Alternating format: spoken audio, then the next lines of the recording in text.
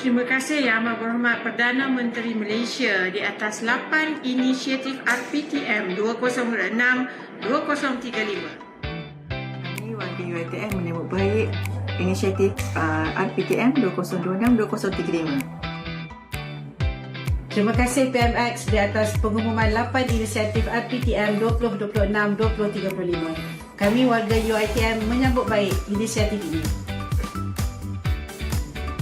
Kami warga UiTM menyambut baik 8 inisiatif yang telah diumumkan oleh PMX baru-baru ini. Terima kasih PMX.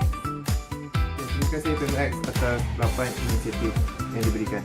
Terima kasih PMX. Kami warga Fakulti Alam Minyak UiTM menyambut baik 8 inisiatif RPTM 2026-2035 yang diumumkan oleh Perdana Menteri. Kami pelajar Fakulti Alam Minyak UiTM Shah Alam menyambut baik 8 inisiatif yang telah diumumkan oleh PMX baru-baru ini.